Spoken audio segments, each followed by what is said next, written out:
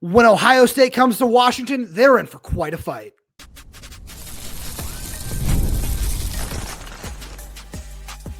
You are Locked On Huskies, your daily podcast on the Washington Huskies, part of the Locked On Podcast Network, your team every day.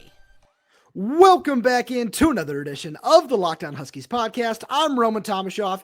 That's not Lars Hansen. That's Jake Butt, the tremendous Big Ten Network analyst, former All-American tight end. We could spend a whole half hour just going through his accolades. Thank you for making this your first watch or first listen of the days. We are part of the Locked On Podcast Network, your team every day. This episode is brought to you by Mazda. Like our players, we sweat every detail because when you make every move count, pulling off the unexpected is only the beginning. Stay tuned later for highlights in this week's Moving the Game Forward. Mazda, move and be moved. And just a quick reminder to all you everydayers out there, wherever you're getting this podcast, YouTube, Spotify, Apple Music, Amazon Music, wherever that might be, make sure to click that subscribe button, click the little bell as well, so you never miss when we post new show and tremendous collaborations like this one. And if you're on the audio only side of things, please make sure to leave us a 5-star review, as it does help us out a lot. Now, Jake, we got a tremendous preview of this Ohio State coming up today. We're going to talk about some X factors, some different keys to the game. I want to talk to you about Washington's offense. Obviously, you played for it with Jedd Fisch a whole bunch of years ago at Michigan. It's a little different now, but the Stars, they are very, very bright. But before we get there, when you look at this game, what is the first thing that pops into your head? Yeah, I was going to say, let's start big picture just about the implications of this game. In context, Ohio State deserves to be the number one team in college football. It was a huge win week 1 against Texas. But now as the weeks have went on, Arch Manning is not going to win the Heisman. He is not the number one pick, let alone a first round pick, let alone a draftable prospect. And what we've seen in time, that win, maybe not as impressive as what we originally thought. And I think all things considered, when you factor in the road test, and that's been a big theme, we've seen young quarterbacks struggle on the road nationwide in college football. You think about how well Damon Williams has been playing. I mean, Washington's offense, advanced analytics, the raw numbers, they're as good as it gets in college football, extremely dangerous. This is the biggest test for the Buckeyes, even bigger than that Texas game week 1. We're going to find out a ton about Ohio State. And then the flip side is, I don't know how Washington isn't ranked. Like, if you just watched the Huskies play this year, I think it's going to be every team that has to game plan for Jedd Fisch and Damon and the Huskies offense, nightmares. So this Roman, like this is a program defining opportunity. You beat Ohio State at home here to start off your conference play. Like, holy cow. I had Washington as my dark horse team to make the playoffs this year. And that's pretty much what's on the line this weekend. If Washington pulls this one off, the conversation is going to completely change. And I think nationwide college football fans and analysts will start to wake up to how dangerous this Husky football team is. I couldn't agree with you more. It's such an explosive offense. There's so much of that we can't get to, but I love what you're going at here with program defining, program changing, all that sort of stuff, because I feel like just being up here in Seattle, we haven't seen a game like this in a few years, where when Kalen DeBoer upset Michigan State in 2022, that was one of those ones to just really emphasize, hey, Washington's still here after, going 4-8 in 2021. And then in 2023, obviously that massive game against Oregon, that is more the energy that this game kind of has leading up to it, because you look at this trio of stars of Damon Williams, Jonah Coleman, Denzel Boston, they bring so much to the table. But Jake, one thing you mentioned that I'm curious about, because I feel like there are a lot of different ways that this can be taken, is when you say this is the biggest test for the Buckeyes, how much of that is Julian Sayin making his first road start, and how much of that is just the toughness of going on the road into this very hostile, sold out environment, or just other factors along those lines? When I say it's their biggest test, it's the road start. It's across multiple time zones. It's the fact that you have a redshirt freshman in Julian Sayin making his first road start. It's one of the most lethal environments to play in as a road team in all of college football. I mean, you guys know it. Washington has not lost a home game since 2021. So you're starting to factor all these elements in. It's going to be a huge, huge test for Sayin and for the Ohio State offense. And then on the flip side, Matt Patricia is a great defensive coordinator. He has been confusing opposing quarterbacks, and he completely dominated the chess match and the mental chess match with Steve Sarkisian and Arch Manning week 1. But the issue is with Damon Williams, he's the type of guy that, I can see defensive coordinators jolting awake at 3 a.m. in the middle of the night in a cold sweat, because you can call the perfect play, you can have the perfect scheme, you can be in perfect position, but Damon is so fast and so agile, and I love the word, he's really slippery too. Like, he's got this just ability to subtly move, and he's hard to bring down, almost like a Lamar Jackson in the open field. Matt Patricia called him like Kyler Murray. Yeah. So that element, when I talk to coaches, we do our games every weekend. You talk to head coach and both coordinators. The number one thing I've taken away, this is my 4th year doing this, defensive coordinators, the number one thorn in their spine is a mobile quarterback. And Damon Williams is the standard of mobile quarterbacks in all of college football. So you factor all these things in together, and this is a really, really dangerous game for Ohio State and a heck of an opportunity for the Huskies. So I couldn't agree with you more when you talk about Damon Williams. A few months ago on the show for the start of the season, I called him the ultimate weapon in college football. Yeah. And it's not just because he is such a dynamic, I love slippery. I'm going to steal that and use that a whole bunch now on the show. But it's not just that. It's not just the fact that whenever you talk to Jedd Fisch about him, he's very quickly going to say, he might be the fastest player on the field at all times, the best athlete, whatever you want to say. I remember there was one play during spring ball where he rolled out of the pocket, doesn't see his first read, doesn't see his second read, just flips a switch, and 50 yards, he's gone. He accelerates that quickly as well, which I think is one of the most underrated parts of this, is how quickly he gets to top speed. But we haven't even mentioned how good he is as a passer.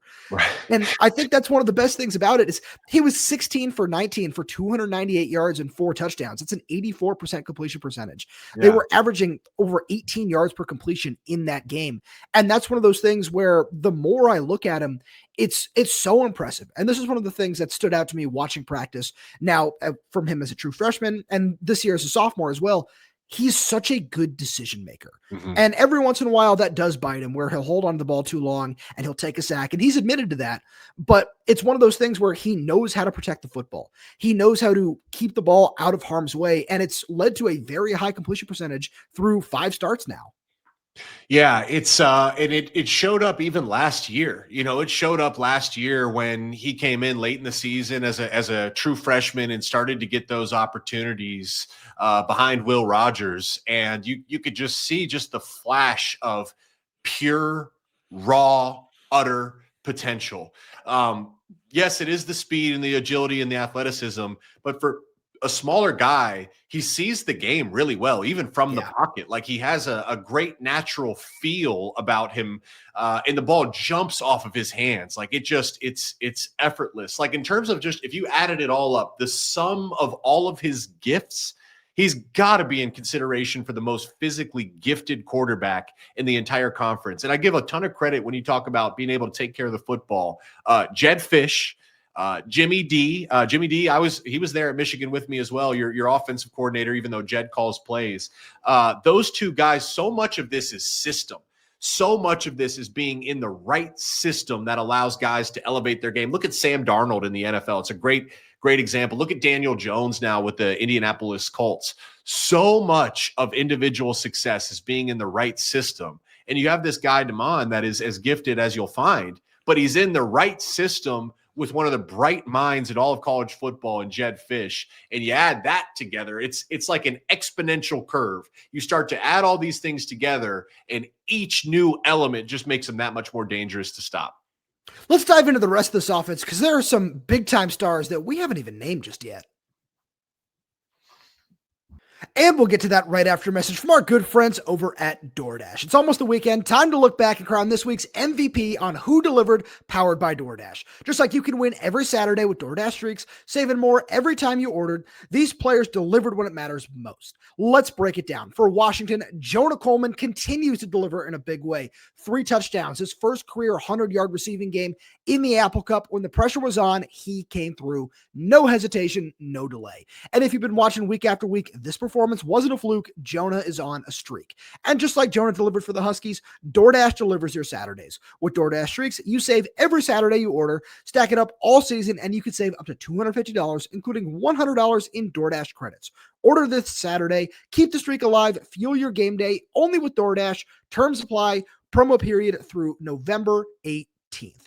We've also got a message from our good friends over at FanDuel. The NFL season is here, and FanDuel is making sure you're ready for kickoff with a can't-miss offer. Right now, new customers can bet just $5, and if your bet wins, you'll get $300 in bonus bets to use across the app. I love using FanDuel because it fits however you like to bet. Player props, build it a same-game parlay, which is my personal favorite, or even jumping in live as the action unfolds. It makes every game more exciting, whether you're watching your team or just keeping an eye on your fantasy lineup. It's quick, easy, and the best way to add a little more energy to Sundays. So are you ready to play? Download the FanDuel app now by visiting FanDuel.com to get started. That's FanDuel.com to place your first $5 bet.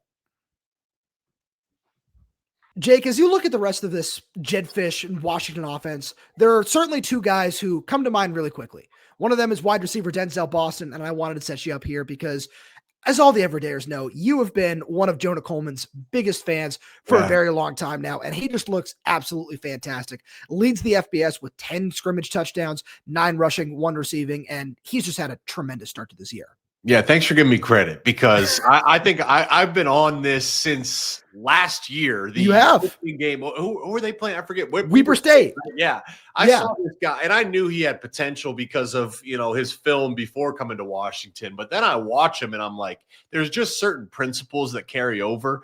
And strong, thick, powerful running back, but he's also got this innate ability. His cutback ability is outstanding, but he also has the feel and the vision to know when to cut back.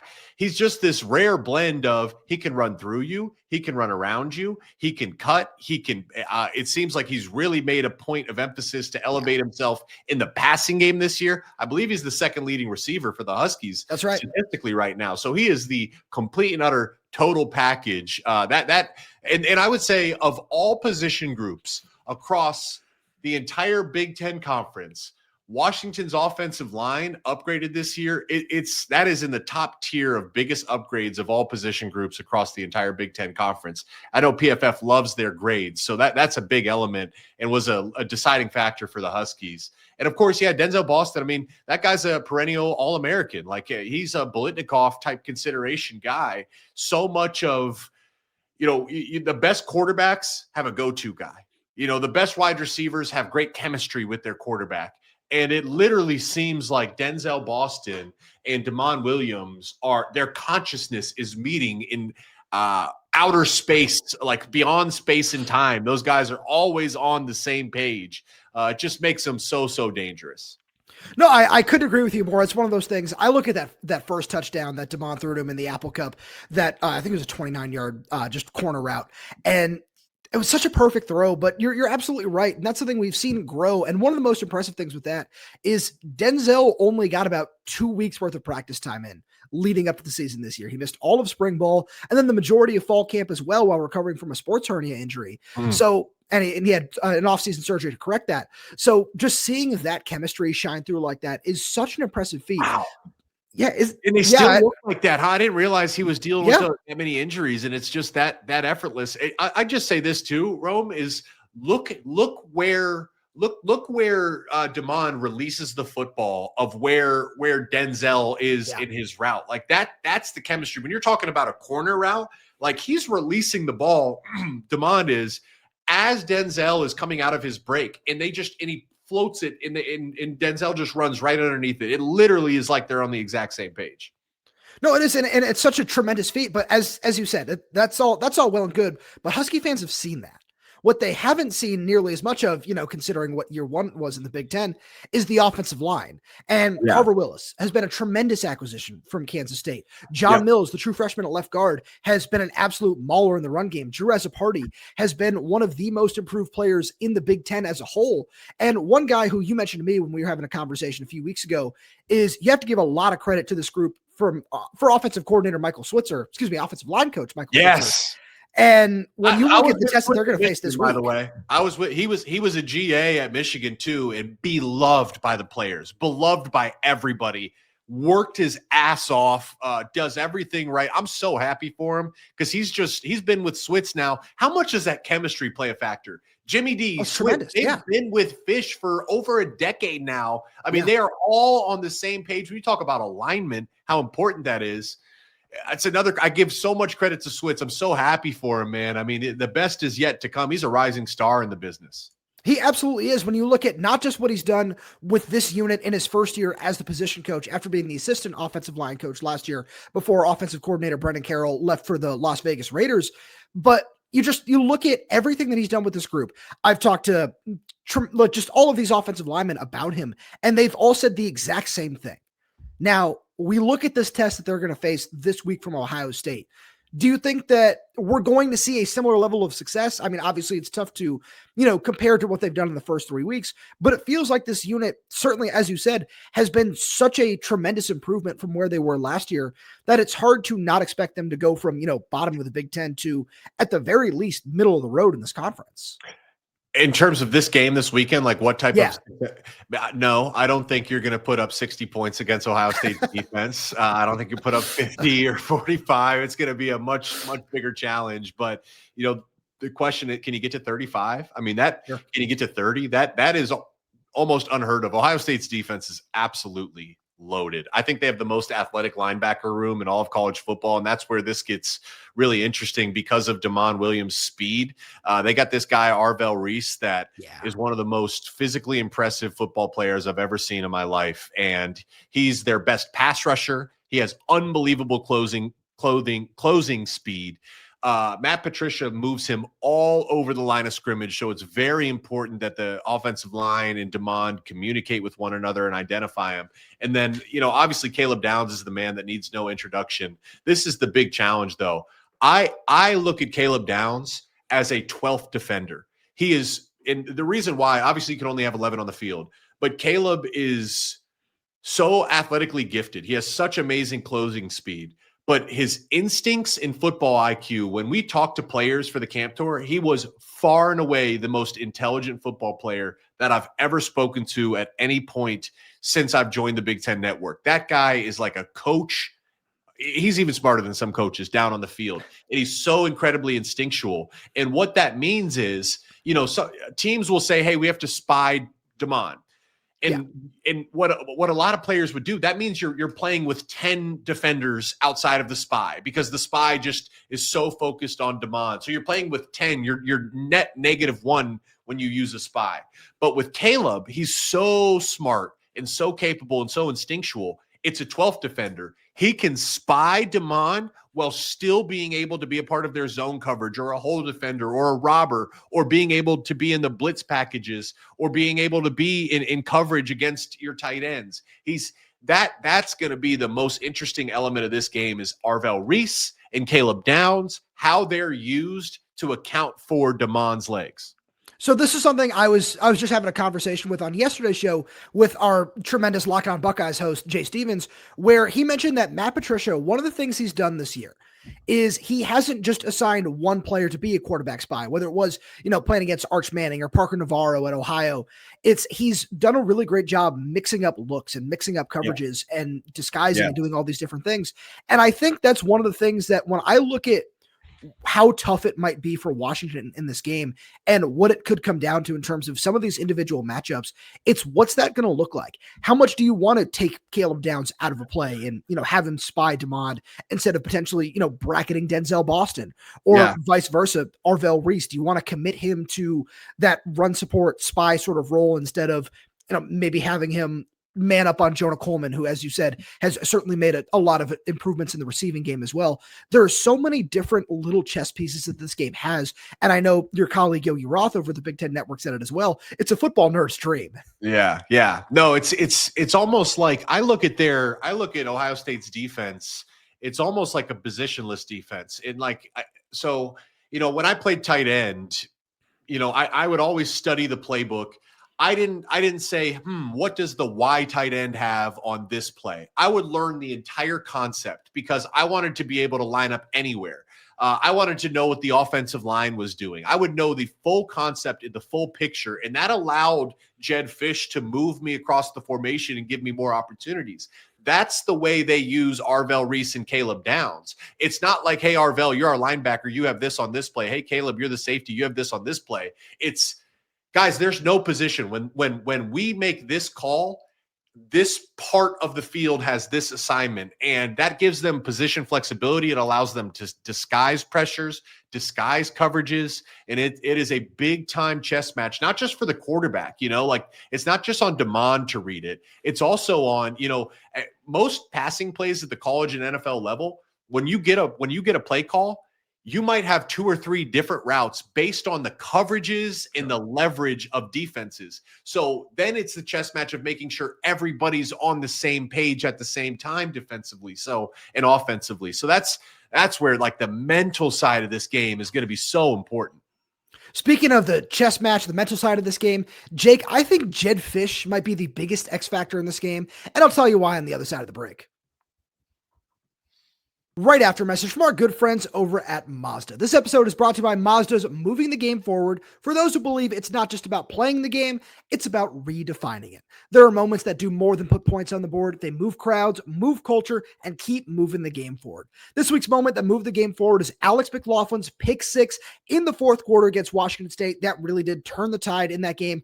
47-yard pick 6 that really put the game out of reach. And for Alex, that is just a tremendous moment for him. He's been one of the best players on Washington's defense this season, and creating 3 turnovers in that game, 2 coming from him on a pair of picks. That was incredible. When you follow what moves you, the unexpected is only the beginning. And just like there's more to every highlight, there's more to a Mazda vehicle. Mazda, move and be moved.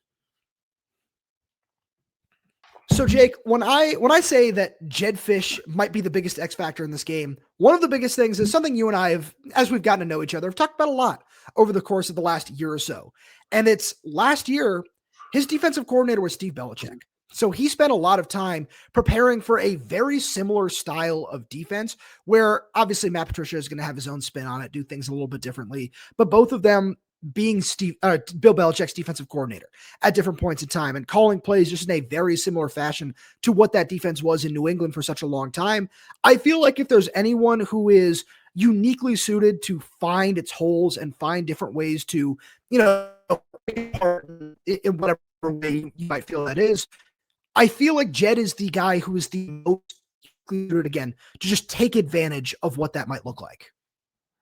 No, I absolutely agree. And that's, I've felt this since I was a player at Michigan. I always tell this story of before Jim Harbaugh got there, we were 7-6 as a team and then 5-7 the next year. And we would go through spring ball and fall camp and our offense would never, like we would win 1 practice during spring ball and we'd win 2 or 3 practices during fall camp. I'm talking Michigan offense against Michigan defense because we had players too, and we just didn't have answers. And then in comes Jedd Fisch, and that was the key hire for Jim Harbaugh.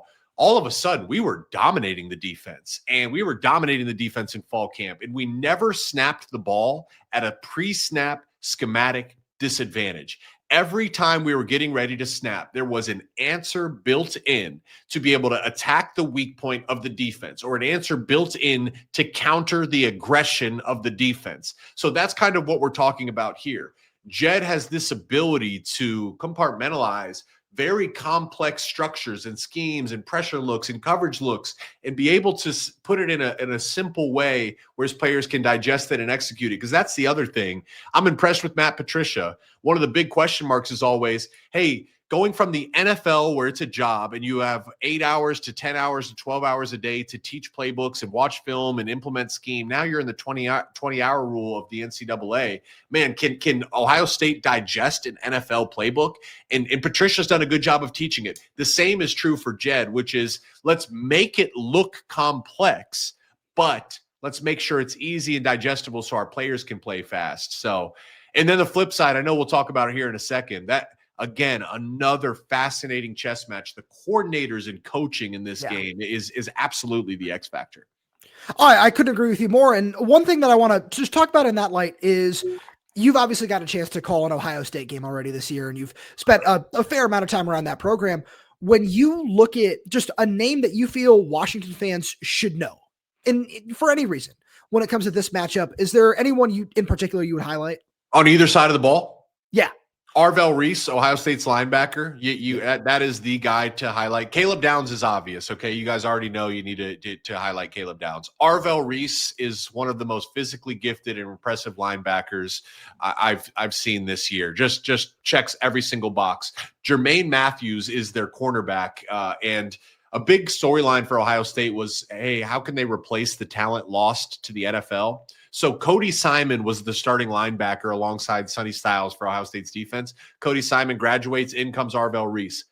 Big upgrade, athletically, everything. Denzel Burke was a guy that was Ohio State's starting defensive back. He was a freshman All-American. We thought he'd be a first-round pick one day. Well, it didn't come to fruition. He graduates, in comes Jermaine Matthews, and he was the defensive player of the game against Texas. He is a dangerous guy because he's playing at such a high level. He baited Arch into a number of throws. Like he not only is he doing his job, but he's doing it at the next level of he's so confident in himself that he would pretend to lose the rep to bait Arch into throwing it. And that led to a near interception. So those two guys defensively. And then on the offensive side of the ball, I mean, you guys know Jeremiah Smith, but Carnell Tate, he's a junior. He's a first-round pick. I mean, he's like a Emeka Egbuka Jr. He is a technician, outstanding blocker. The Buckeye wide receivers block really, really well. And then Max Klare is in my opinion, the best tight end or one of the best tight ends in college football. He hasn't had the opportunities this year. I've been completely shocked. But how they use Max Klare and Carnell Tate is going to be very interesting. So I'm glad you bring up those guys, because when I look at one of the things that is going to win or lose this matchup, it's you and I have talked a lot about Ryan Walter's scheme on defense and how it's getting guys into one-on-one scenarios, both up front and in the secondary. And it's trusting your players to win in these tight spaces. Mm-hmm. And I look at the cornerback matchup. I fully expect Tacario Davis to play in this game. He is questionable right now. It's probably a game time decision sort of thing. I fully expect him to play and shadow Jeremiah Smith all day. And that leaves Ephesians Prysock to, and I think he's been one of the most improved players on this defense as well, to shadow Carnell Tate. And I think the press man that you're going to see on the outside is going to be a really fun battle. I feel like obviously Ohio State fans are going to feel like they have that edge, but I wouldn't sleep on the guys that UW has at outside corner in this matchup. But when you talk about Max Klare, this is someone who I'm really excited about, and I know you're going to get a chance to watch very soon here, is Washington safety Alex McLaughlin. He's second on the team in tackles right now with 16, had a pair of interceptions in the game against Washington State, including a pick six. And he's someone who, since coming over from the FCS, has done a really great job putting on weight. He's playing in the box a lot. He's if you go look at his PFF numbers, he has taken snaps at all levels of the defense, from outside linebacker to outside corner, free safety, box safety. He's doing it all, and it's a lot of fun. And he's someone where, again, with Max Klare, you highlighted it perfectly. He is one of the most talented tight ends in the country. If he's a top 50, top 2-round pick in the NFL draft, I'm certainly not going to be shocked. And I think that that's the guy who I'm going to be watching really closely in this matchup, because Alex has been the guy that Ryan Walters has turned to play man coverage against these tight ends. And I think that matchup in particular, outside of two first rounders in Jeremiah Smith and Tacario Davis, is the one I'm going to be watching extremely closely from the box. Yeah, it sounds like they're kind of using him similar to Caleb Downs, like move him, he's their chess piece. And Ohio State, it hasn't just been Max Klare. Like this is their best tight end room that they've ever had. That's per Ryan Day. Like they rotate guys. They're great blockers. They have the ability to get into 12 personnel and 13 personnel and not have to sacrifice playmaking ability. I do want to to start with a big funnel here and lay out the theme. Did you watch Indiana, Illinois last week? I watched a little bit of it. There's a lot of similarities. Obviously, Ryan Walters pioneered the same defense that Illinois runs with Aaron Henry's their defensive coordinator. Yeah. So the same defense that Illinois runs, that started from Ryan Walters, which is aggressive defense, trying to build plus numbers in the front and then playing a ton of man-to-man coverage at a very high rate. Indiana's offense, very similar to Ohio State's offense. So that's why I say, like, this chess match with Walters, I cannot see, and I would not recommend playing press man one-on-one with Ohio State's receivers all day long. I'm sorry. I think you have to try to find a way to mix in coverages and try to disguise and make life hard on Julian Sayin, because if you're playing, there's two trains of thought. Press man one-on-one, you're forcing him to throw into tight windows, hopefully under pressure. But the other issue is these guys are excellent with their releases at the line of scrimmage. Press man, if you get beat quickly, then it's not a big challenge. Then you're throwing into wide open and easy lanes. Sometimes, like the zone and disguised zone coverage, it becomes harder on a quarterback because they have to read things on the fly, whereas man-to-man, there's not as big of a read. It's just, oh, I get to throw to this guy. And Sayin's biggest strength is his accuracy. I think his adjusted completion percentage is number 1 in college football. He is very, very accurate with the football. So, if it's one-on-one man-to-man coverage, I think that actually helps Sayin because that's his strength. He's going to put the ball on the money. But if you can force him to read and double clutch the football and see zones that are changing on the fly, I think that'll help Washington. No, I love where you're going with that, because that is one of those things where we saw Ryan Walters throw out a couple of different looks against Washington State. He sat in some different kind of zone looks. And I don't know how much of that was not having Tacario Davis versus wanting to throw different things on film. So I'm really curious to see what it's going to look like. Jake, one more thing before we get out of here. Rick Neuheisel, former UW coach, was on CBS Sports the other day saying that he believes that Washington can win this game. And he cited UW's 2000 upset over Miami with freshman quarterback Ken Dorsey being one of the biggest reasons why, and him not being prepared to play in that game. When you look at this matchup, if Washington is able to pull off the upset, we're, doing 2020 hindsight right now. How did that happen? They got to win the turnover battle. That's the number one thing is, I don't think Washington's going to be able to get it. I can't expect a low-scoring game. I expect this to be a shootout. I expect there to be a ton of points. So can you win the turnover battle? And what that would also do is plant seeds of doubt into the consciousness of Julian Sayin. And all of a sudden it compounds with the way the crowd factors into it. So you got to win the turnover battle. I think special teams play a major factor in this game. Cannot make any mistakes on special teams. You have to try to win the field position battle. And I would say the other thing is third down offensively. The ability to sustain drives, to control the clock, to take Ohio State out of their comfort zone, basically. For Washington to try to find a way for them to be able to control and dictate the terms of the game. So, third down with Damon especially, his ability to make plays and extend drives while avoiding mistakes, not putting the ball in harm's way is the major key. And then I'd also say, too, for Ohio State, if I'm Ohio State, the most important thing they need to do is tackle. They have got to tackle in space, and they are a very good tackling team. But can Jonah and can Denzel Boston and can Damon break tackles in the open field, which is what they've done all year, but Ohio State doesn't miss many tackles. So it's honestly a lot of these little fundamentals that I think are going to decide the game.